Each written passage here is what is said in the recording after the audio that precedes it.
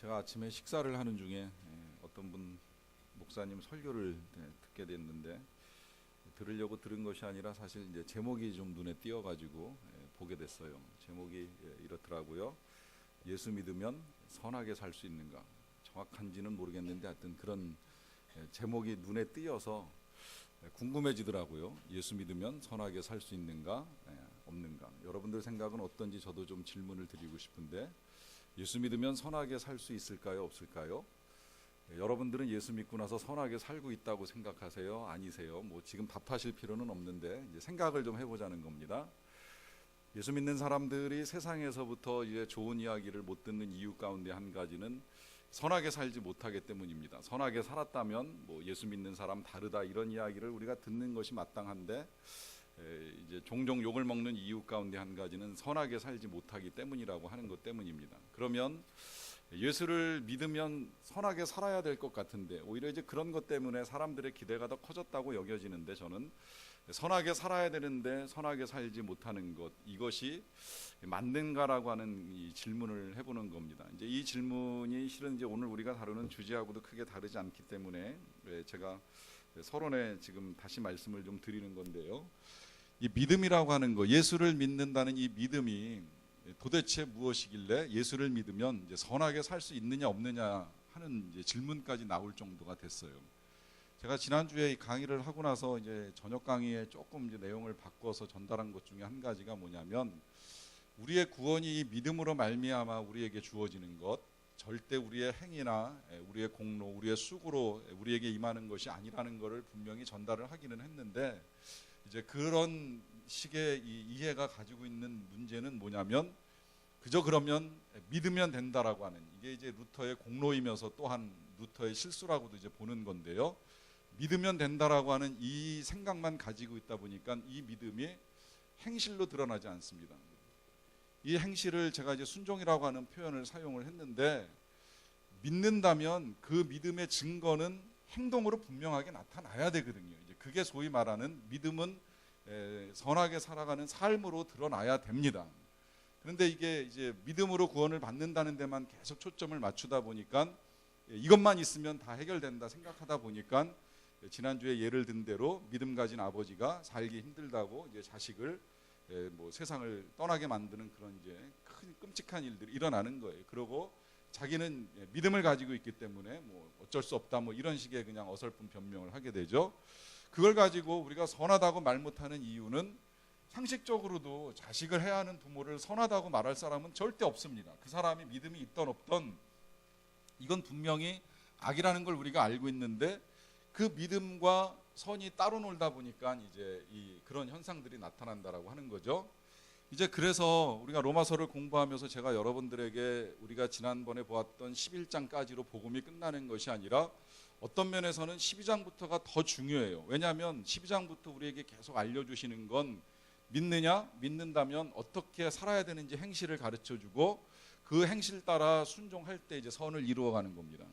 근데 여기서 믿음과 행실을 연결시키는 과정 중에 이제 중요한 고리가 하나 있어요. 그것이 뭐냐면 이제 마음이라고 하는 것입니다. 마음. 왜냐하면 믿음은 영으로 믿고 영이 구원받는 일이지만, 마음이 변화되지 아니하고 행실을 바꾸는 것이 쉽지 않기 때문입니다. 이제 이걸 제가 예를 들어서 말씀을 좀 드릴게요. 아시는 대로 인간의 죄가 이제 아담으로 말미암아 들어왔습니다. 아담으로 말미암아 죄가 이 세상에 들어온 거는 하나님께서 금하신 이 선악을 알게 하는 나무의 열매를 먹었기 때문이죠. 자, 이 열매를 먹고 난 다음에 이 아담하고 하와가 눈이 밝아졌어요. 그래서 이제 자기들이 벗은 것을 알고 부끄러워서 숨었습니다. 자, 그것으로 인하여서 그들의 문제가 해결이 됐을까요? 해결이 안 됐지요. 그들은 지금 자신들의 몸을 바라보면서 부끄러워가지고 나무 뒤에 숨었어요. 자, 숨으면 하나님이 찾아요, 못 찾아요? 하나님이 찾으시지요. 못 찾을 리가 없지요. 그런데 아담의 생각은 뭐예요? 숨으면 된다고 생각을 하는 거예요. 이게 무슨 이야기가 됩니까? 몸만 가리면 하나님이 모르실 거야 라고 생각을 하는 겁니다. 그런데 하나님이 모르실 리가 없지요. 하나님이 다 아십니다. 어느 정도로 아시냐면, 겉만 보고 아시는 하나님이 아니라 중심까지도 다 알고 계십니다. 제가 이 선악과 문제를 길게 다룰 생각은 없습니다만 적어도 이렇게 한번 접근을 하셔도 여러분들이 이해에 도움은 될 것 같아요. 선악과 열매를 이제 왜 만들었냐 이런저런 이제 논란이 계속 끊임없이 이제 제기되고 있는데, 쉽게 생각해서 이 선악과의 문제는 이렇게 보셔도 돼요. 열매를 땄느냐 안 땄느냐에 초점이 맞춰지는 게 아닙니다. 실은 하나님의 말씀을 듣고 나서 그 말씀을 마음으로 순종했느냐 안 했느냐가 더 중요한 거예요. 그 마음에 내가 하나님의 말씀을 따라야지라고 하고 순종을 했으면 먹든 안 먹든 그 행동이 중요한 게 아니라 마음을 지키면 문제가 없었던 것입니다. 문제는 이 마음을 지키지 못하고 이 열매를 땄다라고 하는 데 있는 거죠. 이제 그런 의미에서 이 마음의 중요성이 제기가 되는 겁니다. 왜냐하면 우리의 모든 행동은 결국은 마음에서 비롯되기 때문입니다. 이게 이제 중요한 이유를 가면서도 또 말씀을 드리기는 하겠습니다만은, 우리의 행동이 바르게 이제 바뀌어지려고 하면 마음을 바꿔야 돼요. 마음을. 그래서 마음을 바꾸기 위해서 지금 우리가 이렇게 말씀을 들으면서도 이제 계속 그 훈련하는 시간을 갖기도 하고 있습니다만은, 마음이 바뀌지 아니한 상태에서 만약에 이제 행실만 바꾼다 그러면 그걸 가지고 이제 뭐라고 이야기하느냐면 이제 위선이라고 이야기하고 외식이라고 이야기하는 겁니다. 이거 제일 잘했던 사람이 바리새인 아닙니까? 겉으로 드러나는 행실은 누구보다도 탁월했어요. 그것 때문에 사람들이 존경하는 일도 있었어요. 근데 문제는 뭐예요? 그 마음에 하나님을 사랑하는 마음이 요만큼도 없는 거예요. 이걸 누가 알고 계세요? 하나님이신 예수님이 알고 계시는 거예요. 그러니까 너 마음 잘못된 거 아니냐 말씀하시면서 계속 지적을 해주는데, 끝내 마음을 바꿔요? 못 바꿔요. 끝내 못 바꾸니까 결국은 예수님에게서 점점 더 멀어져 갑니다. 이제 이런 일들이 일어날까 봐 사도 바울이 제일 먼저 이 마음을 바꾸기 위해서 부탁하는 게 뭐냐면 12장 1절에서 하나님을 예배하라 하는 부탁을 하는 거잖아요. 그 다음에 우리가 지난주에 보았던 12장 2절에서 뭐라고 부탁을 해요? 마음을 새롭게 함으로 변화를 받아라 그래요. 이게 이제 두 번째 부탁이에요. 왜 이걸 중요하게 이야기하는지 제가 말씀드렸습니다. 하나님을 제대로 예배하지 않고 또 하나님을 예배한 다음에 마음을 바꾸지 아니하면 그 뒤에 나타나는 행동은 바리새인들의 위선이나 외식하고 다를 것이 하나도 없어요. 왜냐하면 이제 이후로는 행동을 어떻게 해야 되는지를 우리가 쭉 보게 될 터인데, 이제 그 행동이 12장 3절부터 계속해서 이제 12장 3절부터 13절까지 교회에 대해서, 그리고 이제 12장 14절부터는 이제 세상에 대해서 어떻게 행동할 것인가가 나오는데, 마음을 바꾸지 않고서 행동만 바꾸게 되면 결국은 이게 다 이제 위선이 되고 외식이 된다는 거예요. 그러니까 마음을 새롭게 함으로 변화를 받으라라고 당부를 하고 난 다음에, 여기서도 조금 부족했는지 이어지는 이제 섬김의 원리들을 가지고 이야기를 하면서도 또 다시 이제 이 생각, 마음에 대한 부분을 다룹니다. 그래서 이게 중요하다 보니까 제가 지난주에 12장 3절을 보기는 봤습니다만 조금 부족한 부분들을 조금 더 보고서 가야 되겠다는 생각을 가지고 이제 3절부터 시작을 하는데요. 하나하나 좀 우리가 섬김에 있어서 우리의 믿음을 행동으로 드러냄에 있어서 무엇이 필요한지를 살펴보도록 할게요. 자, 12장 3절 말씀입니다. 내게 주신 은혜로 말미암아 너희 각 사람에게 말하노니 마땅히 생각할 그 이상의 생각을 품지 말고 오직 하나님께서 각 사람에게 나누어 주신 믿음의 분량대로 지혜롭게 생각하라 그래요.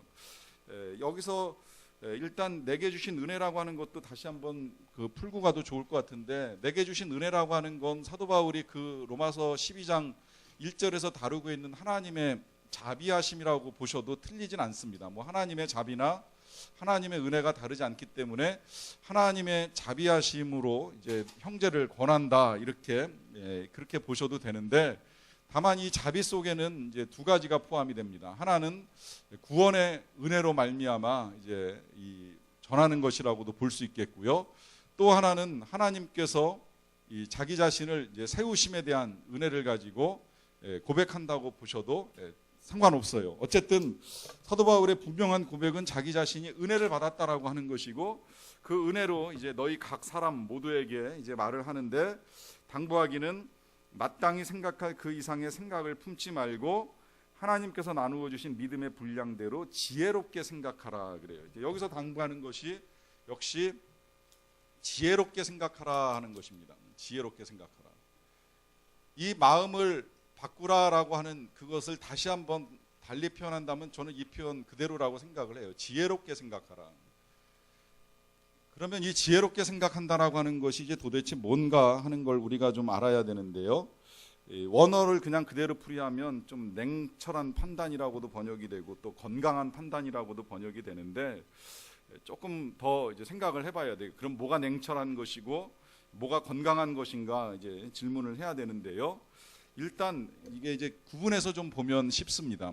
자기 자신을 평가할 때 지난주에 잠깐 말씀드린 대로 과대평가해서도 안 되고 과소평가해서도 안 됩니다.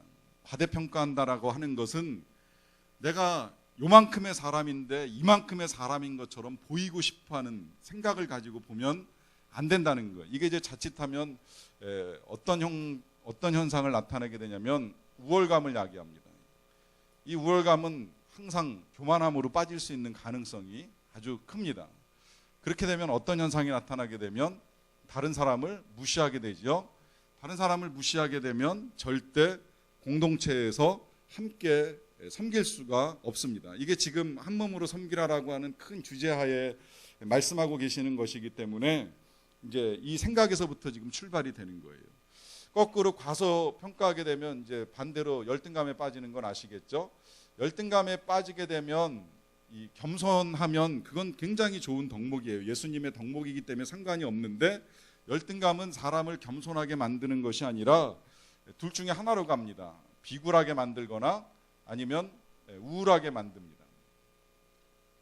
그래서 역시 이것도 결국은 좋은 결과를 가져오지 못한다라고 하는 것이지요. 어떤 것도 다 잘못되었다라고 하는 거예요. 그러면 어떻게 생각해야 되느냐라고 했을 때에 과대하는 것도 안 되고 과소하는 것도 안 된다라고 하면 그저 이게 지금 아까 말씀드린 대로 이 하나님과의 예배의 관계에서 제일 먼저 생각을 해야 되는데, 하나님과의 예배의 관계에서는 예수님이 우리에게 가르쳐 주신 기도 속에 벌써 담겨 있어요. 우리가 하나님을 아버지라고 부르면서 나는 자녀라고 하는 본분에 충실해야 됩니다. 하나님의 자녀라고 하는 생각을 가지고 살면 되는 거예요.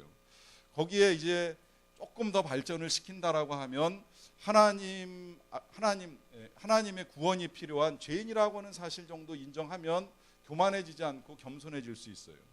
그런데 이것까지도 생각하기가 조금 어렵다라고 한다면 더 쉬운 답이 한 가지가 있습니다. 그건 아까 이 자비라고 하는 개념을 동일한 개념으로 제가 말씀드린 것이 있는데, 그게 바로 은혜입니다. 내게 주신 은혜로 말미암아 말한다라고 했을 때 이 은혜의 생각을 가지고 자기 자신을 보면 돼요. 이게 은혜의 생각을 가지고 자기 자신을 본다, 이렇게 가야 되지, 맞겠죠? 그러면 왜 이게 중요하냐고 말씀을 드리냐면, 모든 것이 다 은혜로 임했다라고 보면 우리가 나를 보는 거나 다른 사람을 보는 데 있어서 절대로 실패할 리가 없습니다. 예를 들어 내가 가진 것, 그게 어떤 것이든 상관없어요. 물질이어도 좋고 지혜여도 좋고 여러 가지 은사여도 좋고 탁월한 능력이어도 좋고, 이거 내가 노력해서 얻은 거 아니라 하나님이 은혜로 주셨다고 생각하면 교만해질까요? 절대 교만할 수 없지요. 내가 죄인인데 하나님의 은혜로 말미암아 구원받은 하나님의 백성으로 살아간다 생각하는데 교만해질 수 있을까요? 절대 교만해지지 않습니다. 어떤 것이든 다 하나님께서 내게 주셨다라고 하는 생각을 가지고 살아가면 절대 우리는 교만으로 들어갈 수가 없어요. 교만에 빠지는 가장 큰 이유는 뭐예요? 하나님이 주신 걸 내 거라고 생각하기 때문에 자꾸 교만해지는 거예요. 또 거꾸로 생각을 해서 열등해지는 이유, 열등감에 빠지는 이유 뭐예요? 하나님이 그 사람한테 은혜로 주신 거예요. 어떤 사람에게 좀 내가 보기에 많이 주신 것처럼 보일 수 있어요. 나에게 없는 걸 저 사람한테 줬다고 생각할 수도 있어요. 그러나 그건 하나님이 주신 거니까 나랑 다르다라고 생각하면 그것 때문에 내가 비굴해질 것도 없고 열등감에 빠질 것도 없고 슬픔에 빠질 것도 없는 거예요. 우리의 모든 것들이 다 하나님의 은혜로 임하였다라고 생각하면 그게 바로 지혜로운 생각이라고 하는 것입니다. 그래서 여기에 이제 이 표현이 나온다고 제가 말씀을 드린 거예요. 그래서 오직 하나님께서 각 사람에게 나누어 주신 믿음의 분량대로 생각해라. 나누어 주셨다는 겁니다. 이게 초점입니다. 믿음의 분량이라고 하는 건 크고 작음의 문제가 아니라 하나님께서 나누어 주셨기 때문에, 그래서 다 각각 나누어 받은 것뿐이라고 하는 것을 인정하면, 그러면 더불어 살아갈 수 있게 된다라고 하는 것이죠. 이제 여기에 조금 더 발전시켜서 본다라고 하면 이제 우리가 서로 다르다는 사실을 인정하는 거예요. 그러니까 제일 첫 번째로 필요한 건 섬김에 있어서 무엇보다 지혜가 필요하다라고 하는 것이고요. 그 지혜가 이제 그 다음에 이제 발전이 되려고 하면 우리가 서로 다르다는 사실을 인정을 해야 됩니다. 로마서 12장 4절 말씀에서 이렇게 말씀합니다. 우리가 한 몸에 많은 지체를 가졌으나 모든 지체가 같은 기능을 가진 것이 아니라고 말씀합니다. 이제 여기서 그 지체라고 하는 용어가 나와요. 로마서에만 나오는 건 아니지만 이제 에베소서하고 로마서가 이제 비슷한 형식으로 쓰이면서 반복되는 부분들이 조금 있는데 그 가운데 이제 하나가 이 지체라고 하는 표현이 나옵니다. 이 지체라고 하는 표현이 참 중요해요. 이제 중요한 건 우리가 교회를 이해하는 데도 도움이 되기 때문에 지체의 특성들을 좀 함께 볼 필요가 있는데 일단 한 몸에 많은 지체를 가졌다 그래요. 그러면 지체라고 하는 거는 이제 제일 먼저 많다라고 하는 겁니다. 실제로 그래요. 우리의 몸엔 다양한 지체들이 있습니다. 뭐 눈코기 입을 시작해서 여러 가지 이제 각각의 지체들이 있다라고 하는 것인데 그 지체가 같은 기능을 가진 것이 아니다라고 하는 것을 이제 보면서 같지 않다 바꿔 말하면 다르다라고 하는 거죠. 다르다. 이게 이제 지금 우리가 봐야 되는 2번 진리, 우리가 서로 다르다는 사실을 인정해야 된다라고 하는 것인데 다르다라고 하는 것입니다. 그러면 뭐가 다르냐라고 했을 때에 그 다름은 기능이 다르다라고 하는 거예요. 이 기능을 이제 역할이라고도 표현할 수 있고 오늘 성경에 나온 표현대로 하면 은사라고도 표현을 합니다. 어쨌든 우리 각자가 다 받은 바 하나님께로부터 받은 바 기능이 다를 수 있고 역할이 다를 수 있고 은사가 다를 수 있다라고 하는 거예요.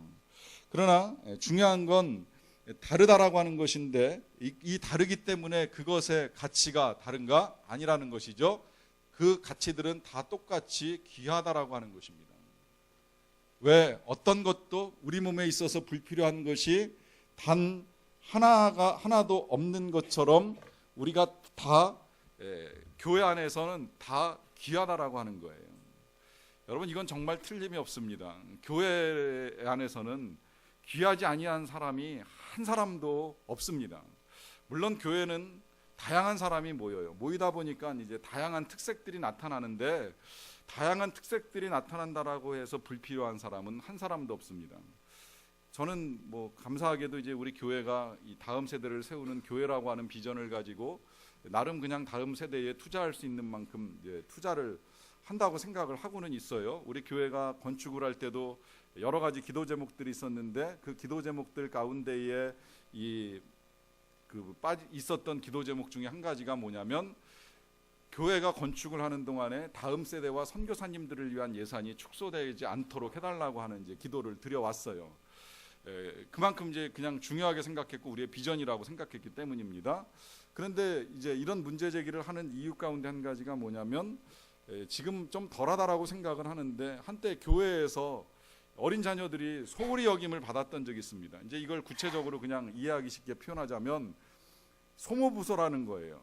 이제 교회에 보탬이 되기보다는 비용만 사용하게 되는 이제 그런 부서다 보니까 아이들이 많은 것보다는 어른들이 많은 것이 좋다.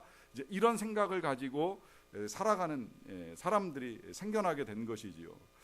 교회는 아이들도 필요합니다. 이 아이들이 행여 많은 비용을 필요로 하고 아이들에게 투자하는 것이 많아져야 된다라고 하더라도 아이들이 있어야 되는 이유 가운데 한 가지는 그래야 교회가 생명력이 넘칩니다. 그리고 교회가 미래가 있습니다. 장기적으로 교회가 계속해서 하나님의 일을 감당하기 위하여 지금 그들이 아무것도 아닌 것처럼 보일지라도 그들에게 그들의 존재 자체가 귀한 것입니다. 그러면 연세 드신 분은 불필요할까? 전 그렇게도 생각하지 않아요. 교회는 또한 어른들이 계셔야 돼요. 어른들이 계셔서 좋은 믿음의 본을 보여주셔야 되고 또 더 나아가서는 그분들이 저렇게 늦게까지 신앙을 지키면서 살아가는 모습들을 따라갈 수 있는 일들도 함께 일어나야 되고요. 또 정말 다 할 수 없을 때에 그분들이 자리를 지켜주시는 것만으로도 충분히 가치 있다라고 생각하기 때문에 교회는 이 모든 분들이 다 귀하다라고 하는 것입니다. 심지어 정말 교회에 와서 아무것도 하지 못하고 그냥 앉아있다만 떠나가는 장애인이 계시다고 할지라도 그 또한 하나님의 생명을 얼마나 귀하게 여기시는가를 우리에게 보여주는 또한 영혼으로서의 역할이 있기 때문에 귀하지 아니한 분은 단 한 사람도 없다라고 하는 거예요. 이제 그 귀한 또 하나의 이유를 로마서 12장 5절에서 연결해서 조금 더 찾아보겠는데요. 일단 말씀을 제가 읽어드리겠습니다. 이와 같이 우리 많은 사람이 그리스도 안에서 한 몸이 되어서 서로 지체가 되기 때문에 귀하다라고 하는 것입니다. 우리가 그리스도 안에서 한 몸이 되어서 서로 지체인 것을 알아야 된다라고 하는 겁니다. 자, 이 지체에 대해서 이제 또 몇 가지 정리를 더 해주는 걸 우리가 보게 되죠. 그것은 우리가 한 몸이라고 하는 거예요. 한 몸. 기능이 다르고 역할이 다르지만 그러나 한 몸이라고 하는 거죠. 하나로 연결된 존재라고 하는 것입니다. 그러면 여기서 이제 방금 말씀드린 또 하나의 개념이 나와요. 그건 뭐냐면 서로 연결되었다라고 하는 것입니다. 이 연결이라고 하는 것이 중요한 이유가 있습니다. 연결되었기 때문에 하나가 고장나면 함께 불편해집니다. 예를 들어서 손가락 하나가 고장이 나면 입이 못 먹고, 입이 못 먹으면 배가 고프고, 배가 고프면 몸 전체가 활동을 할 수가 없어요. 이 연결성이 굉장히 중요합니다. 다리가 다치게 되면 다리만 고생을 하는 것이 아니라 몸 전체가 움직이지 못하니까 가고자 하는데 갈 수도 없고 하고자 있는 일을 할 수 없는 불편함들이 생겨나는 거예요. 근데 이 가치가 어느 정도로 귀중하냐면 별것 아닌 것처럼 보이는 발톱 하나 빠져도 그래도 우리가 마음껏 걸어 다니는 것이 불편하게 된다는 거죠.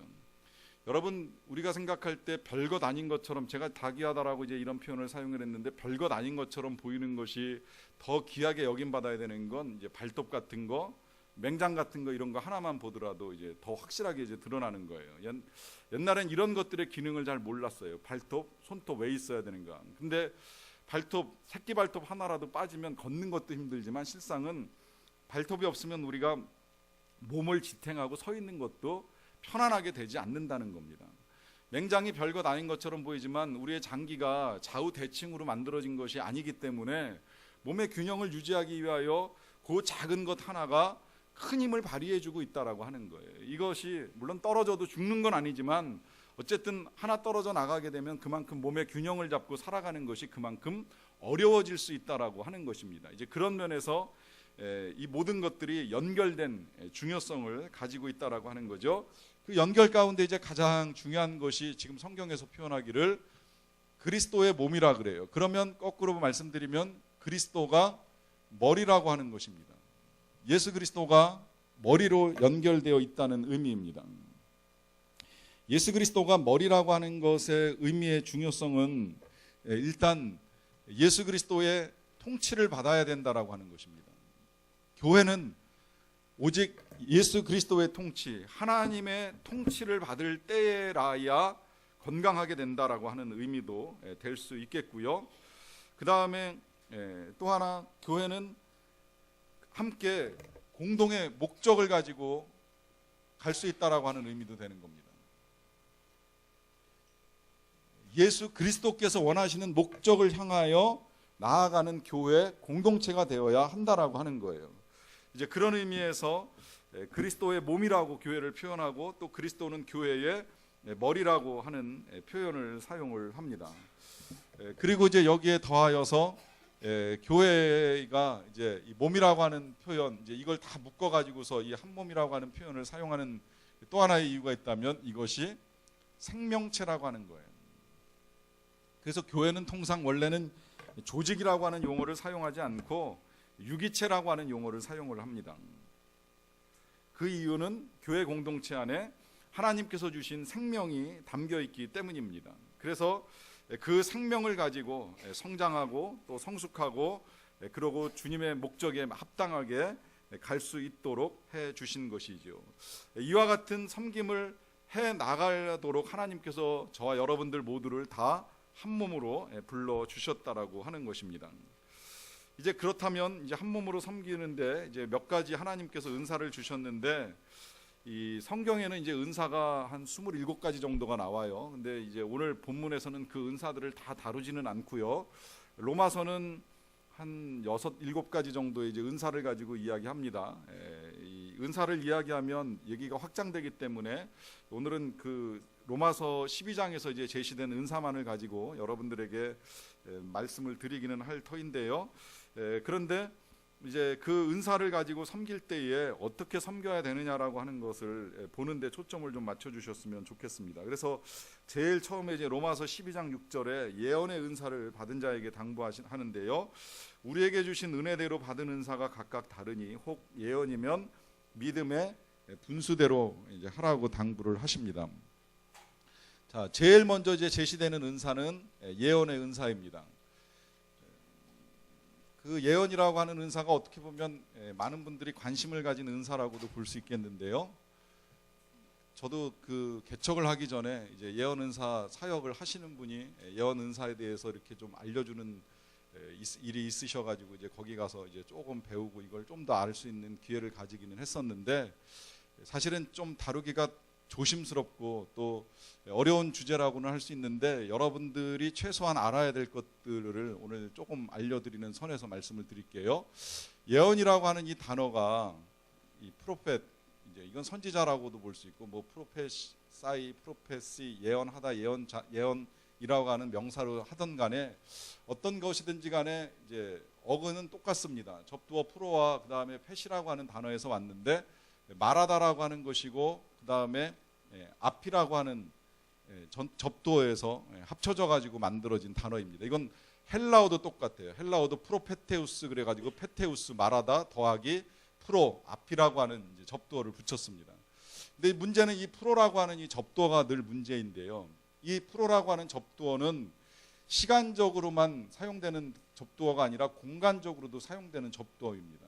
이제 이것이 우리의 이해를 좀 도와줄 수 있을 것이라고 생각을 하는데요.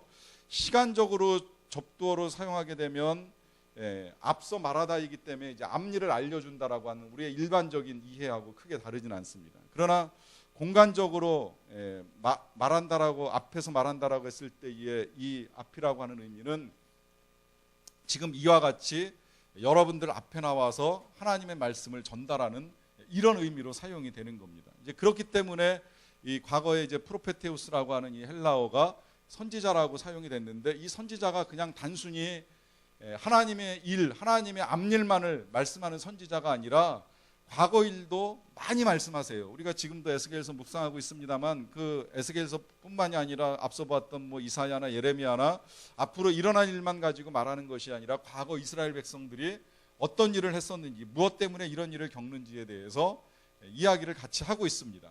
그것에 있어서 중요한 건 앞일만 말씀하고 계시는 것이 아니라 백성들 앞에서, 하나님의 사람들 앞에서 앞에 나와 공간적으로 하나님의 뜻을 전하는 일을 하고 있다라고 하는 거예요. 이제 그런 의미에서 여러분들이 이 예언을 이해하셔야 되는데, 그러다 보니까 이 예언이라고 하는 것은 그냥 단순히 미래만을 알려주는 것이 아니라 중요한 건 하나님의 뜻을 알려준다는 데에 초점이 맞춰져 있습니다. 그래서 이 사역을 감당할 때에 원리를 당부해요. 그 원리가 뭐냐면 믿음의 분수대로 하라는 거예요. 이게 좀 독특합니다. 그 뒤에 이어지는 나머지 이제 세 가지 의 은사를 보면 섬기는 자는 섬기는 일로, 가르치는 자면 가르치는 일로, 위로하는 자면 위로하는 일로 하라고 하는데, 이 예언만큼은 독특하게 믿음의 분수라고 하는 용어를 사용을 합니다. 믿음의 분수. 이 분수라고 하는 용어도 이 성경에는 흔하게 사용되는 용어는 아니에요. 아까 나왔던 분량이라고 하는 용어하고도 조금 다른 용어가 사용이 되었는데, 말 그대로 이제 일정한 수준을 가지고 이야기를 하는 겁니다. 그러면 예언을 할 때는 일정한 믿음의 수준을 가지고 말하라고 당부를 하고 있습니다. 그렇다면 일정한 믿음의 수준이라고 하는 건 과연 어떤 의미인가? 이것도 이제 적용하기 쉽게 말씀을 드릴게요. 혹 여러분들 중에 이 은사를 받는 사람들이 있어요. 항상 말씀드리지만 은사는 특정인에게 제한되어 있지 않고요. 또 나는 은사가 없다라고 해서 포기해서도 아니 되고요. 또 여러분들이 나도 그와 같은 은사를 가질 수 있다고 소망하는 것 자체도 잘못은 아니에요. 그리고 어느 날 여러분들도 방언할 수 있는 것처럼 예언도 할 수 있습니다. 하나님이 주시면 하는 거예요. 이건 하나님께서 나누어 주신 대로 하는 것이기 때문에 누구도 예외가 될 수는 없어요. 그냥 나눠주시면 할 수는 있어요. 그런데 다른 어떤 은사들보다도 이 예언의 은사가 위험합니다. 왜 위험하냐면 말 그대로 하나님의 말씀을 전하는 은사잖아요. 그런데 하나님의 말씀에는 권위가 담깁니다. 하나님이 주시는 권위가 담깁니다. 이 권위는 사람들이 가지고 있는 권위하고 다릅니다. 이게 그냥 쉽게 이야기해서 여러분들이 어떻게 생각하시던 저를 하나님이 세우신 사람으로 보고 하나님의 말씀을 전하는 자로 인정해 주시기 때문에 제가 그 권위를 가지고 전달하지요. 그런데 만약에 이제 여러분들 중에 누군가 한 사람이 그냥 나와서 전한다라고 하면 이제 거기에는 믿음도 생길 수 있지만 의심도 생길 수 있어요. 이해도 되지만 어떤 거는 받아들이기 힘든 일들이 일어날 수도 있다라고 하는 거예요. 그런데 예언의 은사를 가지고 말을 하게 되면 그런 욕심이 전하는 사람의 마음속에 찾아 들어올 수 있습니다. 이걸 하나님의 권위로 끌어와서 내 생각을 전하고 싶은 욕심에 빠지는 거지요. 이게 이제 믿음의 분수를 넘어서는 일이라고 보시면 되는 거예요. 그렇기 때문에 이 예언의 은사를 다룰 때에 이 권위를 이용해서 내 생각을 전하고 싶은 그 욕심에서 벗어나야 된다라고 하는 거예요. 특히 이게 이제 그 인간관계 속에서 하고 싶은 말이 생겼을 때에 내가 그냥 말하면 듣지 않을 것 같은데 하나님이 말씀하시면 들을 것이라고 하는 이런 인간적인 생각이 찾아 들어오다 보면 더더욱 자기가 전해야 될 하나님의 말씀을 과장하거나 혹은 포장하고 싶은 이런 욕심에 빠질 수도 있다라고 하는 것이지요. 이제 그런 의미에서 하나님이 주신 은사를 목적 이상으로 사용해서는 안 된다고 하는 것입니다. 그러면 그 목적은 무엇이냐고 했을 때 아까 우리가 지체를 통해서 본 것처럼 교회를 세우기 위한 것, 그리고 서로를 세워주기 위한 것이 아니라면 절대 인간적인 생각을 가지고 예언하는 일은 안 된다는 거예요. 그리고 이제 혹 질문을 받을 수 있기 때문에 그냥 미리 답으로 말씀을 드리자라고 한다면 예언해주는 누군가를 찾아가는 일의 이제 위험성이 이제 여기에서 똑같이 비롯된다고도 볼 수 있겠는데요. 일이 답답하고 풀리지 않다 보면 점쟁이를 찾아가는 건 100% 안 된다고 말씀을 드리고요. 은사 받은 누군가를 찾아가 가지고서 기도를 부탁하고 앞일에 대해서 듣고자 하는 것, 그것도 이제 가능하면 삼가하시라고 여러분들에게 말씀을 드립니다. 이건 이유가 있어요. 이 모든 은사가요, 처음부터 나쁜 동기로 시작되는 거 없습니다. 또 교회에서 세워나가는 여러 가지 규칙과 교리들도 처음부터 나쁜 의도를 가지고 세워나가는 것도 없습니다. 심지어 바리새인들도 처음부터 내가 위선자가 될 거야, 나는 외식하는 사람이 될 거야 라고 하면서 바리새인이 된 사람도 없습니다. 처음엔 다 좋은 생각을 가지고 시작을 했어요. 그런데 그렇게 시작된 것들이 항상 마음이 변질되면서 행동만 남다 보니까 그 다음에 이제 이게 위선이 되고 외식이 되는 건데, 예언을 하는 사람도 그래요. 하나님께서 저 사람에게 말씀하라고 전해주는 이 은사를 특별하게 받아가지고 전하는 일을 하게 됐어요. 한두 번 하면서 실제로 그 일이 이루어지는 것이 좋았어요. 그리고 그 사람이 그것을 통하여서 하나님의 뜻을 알게 되는 것도 좋았어요. 여기까지는 문제가 없어요. 그런데 이게 이제 한 번, 두 번 맞아 들어가다 보니까 감사하다고 사례를 받기도 하고 또 뭐 하면서 점점 변질되는 거예요. 자기 자신은 즐기게 되고 상대방은 그것에 굴복하게 되고 하는 일들이 일어나면서 오용되는 일들이 일어납니다. 이게 위험한 거예요. 이걸 막기 위해서 이걸 알고 있었던 사도 바울이 당부하는 것이 뭐냐면 믿음의 분수대로 하라는 거예요. 하나님 말씀하지 아니하신 것을 말씀하신 것처럼 흉내내서도 아니 되고, 또 사람의 생각과 욕심을 담아서 해서도 아니 되고, 오직 정직하게 하나님께서 전하라고 하시는 것만을 전해야 된다라고 하는 것입니다. 그 다음에 이제 로마서 12장 7절에서 가르쳐 주는 것은 은사는 주신 대로 계속적으로 섬기는 것이라는 것을 알려주는 것입니다. 섬기는 사람이면 섬기는 일을 계속하라는 거예요. 가르치는 자라면 가르치는 일을 계속하라는 거예요. 위로하는 자라고 하는 은사를 받았다라고 하면 위로하는 일을 계속하라 당부하시는 겁니다. 은사는 주신 대로 계속적으로 섬기는 일을 해야 된다는 것입니다. 다만 이때 이제 계속적으로 무조건 섬기기만 하면 되느냐? 아닙니다. 조금 추가해서 말씀드리자라고 한다면 목적이 변질돼서는 아니 됩니다. 봉사, 섬기는 일이면 섬기는 일로 그러잖아요. 섬기는 일은 섬기는 일로 끝나야 되지, 섬김 이후에 더 이상 어떤 것도 마음 둬서는 아니 된다라고 하는 거예요. 사람들로부터 인정을 받았으면 하는 마음, 칭찬받았으면 하는 마음, 내가 이렇게 섬겼으니까 뭔가 나에게 보상이나 하나님의 상급이 되돌려 주어야 된다라고 하는 이런 마음, 안 됩니다. 섬기면 섬김으로 끝나는 거예요. 그래서 섬기고 난 다음에 예수님이 당부하신 것이 있잖아요. 마땅히 할 일을 한 것뿐입니다. 이렇게 고백하라고 당부하시는 거잖아요. 가르치는 자면 가르치는 일로 충실하면 되는 거고요.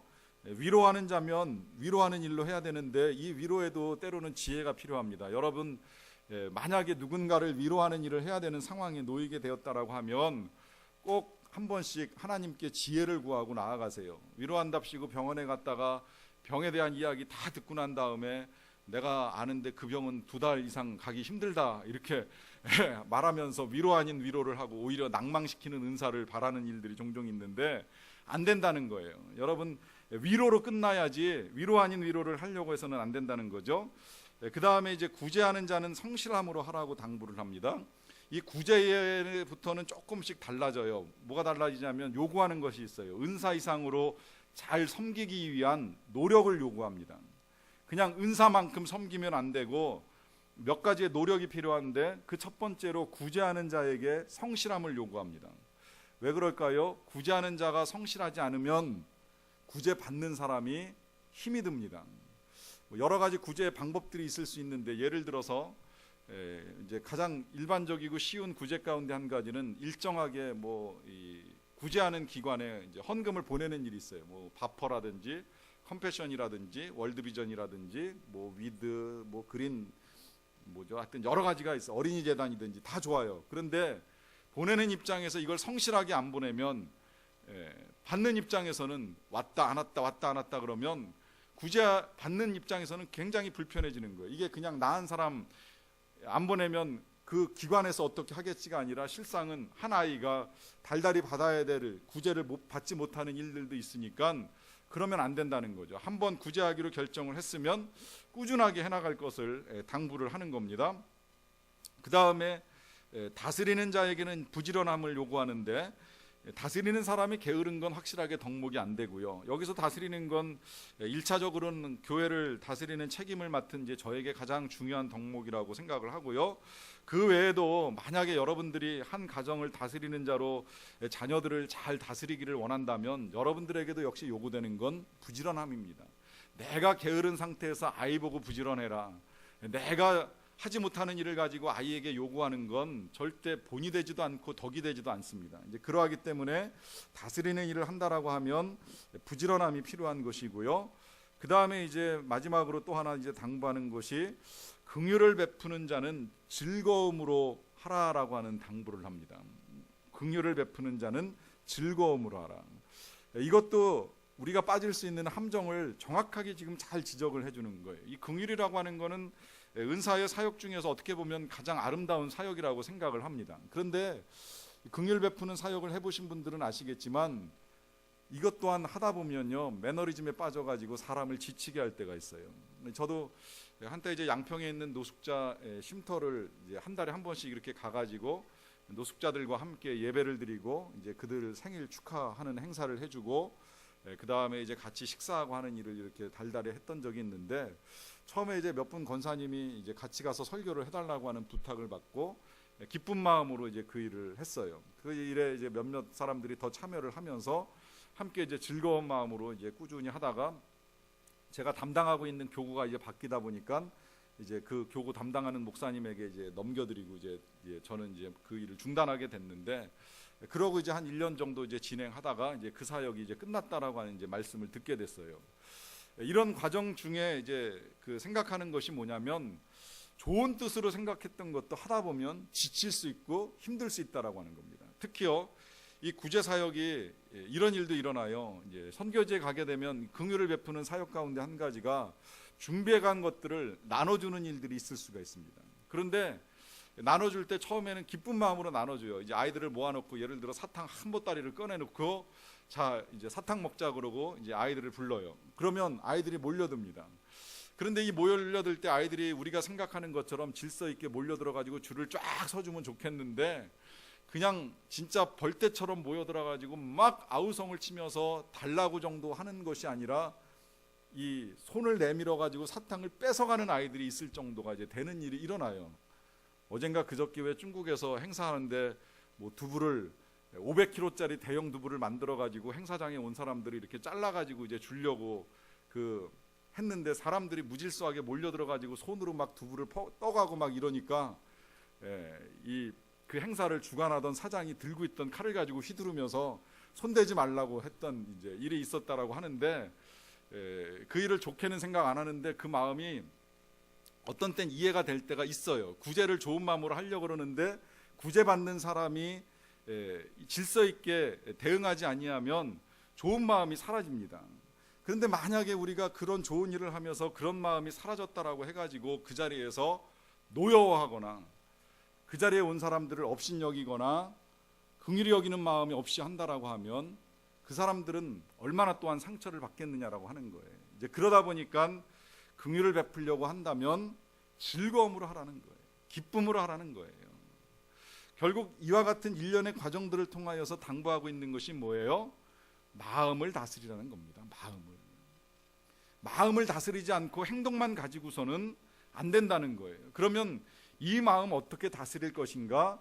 그 마음을 잘 다스리기 위한 것이 결국은 예배라고 하는 것입니다. 우리가 예배를 통하여 하나님의 은혜를 알고 은혜를 받고 이 예배가 제대로 됐을 때에 우리의 마음이 바뀌고 그 마음이 섬김으로 드러나는 것이지요. 그러면 이 섬김은 더 이상 악할 수가 없는 섬김이 되는 것입니다.